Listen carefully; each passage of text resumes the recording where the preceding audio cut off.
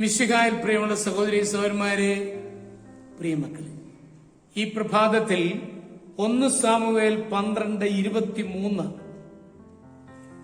1 Samuel chapter 12 verse 23, നിങ്ങൾക്ക് വേണ്ടി തുടർന്ന് പ്രാർത്ഥിക്കാതെ കർത്താവിനെതിരെ പാപം ചെയ്യുവാൻ അവിടുന്ന് എനിക്ക് ഇടവരുത്താതിരിക്കട്ടെ. ഞാൻ നിങ്ങൾക്ക് നേർവഴി ഉപദേശിക്കും.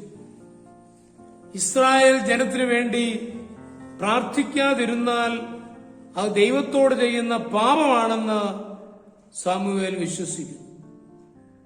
ദൈവം ലോകത്തിൽ ചെയ്യുന്ന വേലയിൽ സഹകരിക്കുന്ന ക്രിയയാണ് മധ്യസ്ഥ പ്രാർത്ഥന. അത് ദൈവമക്കളുടെ കടമയും പദവിയുമാണ്. മനുഷ്യരെ ദൈവം ഏൽപ്പിക്കുന്ന ശക്തിയേറിയ ആയുധമാണ് പ്രാർത്ഥന. ഈ ലോകത്തിൽ ഭൗതിക ശരീരത്തോടുകൂടി ജീവിക്കുമ്പോൾ സ്വർഗത്തിലേക്ക് കടന്നു ചെല്ലുവാൻ മനുഷ്യന് നൽകിയിരിക്കുന്ന അവസരമാണ് പ്രാർത്ഥന. അപ്പോൾ നമ്മുടെയും മറ്റുള്ളവരുടെയും ആവശ്യങ്ങൾ ദൈവസന്നിധിയിൽ പറയാം. ആർക്കു വേണ്ടി മധ്യസ്ഥ പ്രാർത്ഥന നടത്തുന്നുവോ അവർക്കതിന്റെ ഫലം ലഭിക്കും.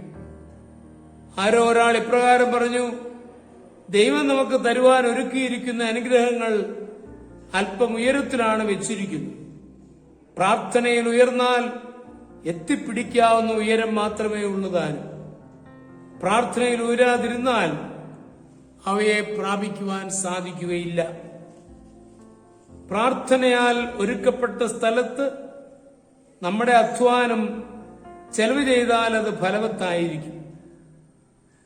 ഇടവക ജനങ്ങൾക്ക് വേണ്ടി പ്രാർത്ഥിക്കുന്ന പുരോഹിതൻ ചെയ്യുന്ന പ്രസംഗങ്ങളും നടത്തുന്ന ആരാധനയും പ്രത്യേക കൃപയും ശക്തിയുമുള്ളതായിരിക്കും. ആ പുരോഹിതന്റെ നേതൃത്വത്തെ ജനങ്ങൾ അംഗീകരിക്കും. തങ്ങൾക്ക് വേണ്ടി പ്രാർത്ഥിക്കുന്ന മാതാപിതാക്കളെ അവഗണിക്കുവാൻ മക്കൾക്ക് സാധിക്കുകയില്ല. അധ്യാപകനോ ഡോക്ടറോ എഞ്ചിനീയറോ കൃഷിക്കാരനോ ന്യായാധിപനോ ആരായിരുന്നാലും അവർ പ്രവർത്തിക്കുന്ന പ്രസ്ഥാനത്തിനു വേണ്ടി പ്രാർത്ഥിക്കുകയും അതോടൊപ്പം പ്രവർത്തിക്കുകയും ചെയ്താൽ ഫലം നിശ്ചയമാണ്.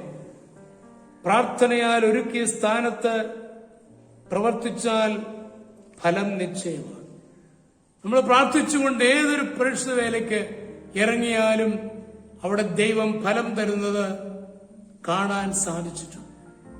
നമ്മുടെ അനുദിന ജീവിതത്തിൽ പ്രാർത്ഥനയുടെ ഒരുക്കത്തോടുകൂടിയാണോ നമ്മൾ പ്രവർത്തന നിരതരാകുന്നത് എന്ന് നമുക്ക് ആത്മശോധന ചെയ്യാം.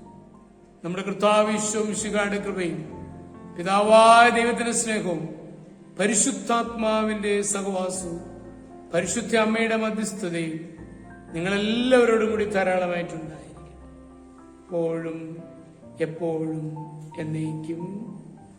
ആമേൻ.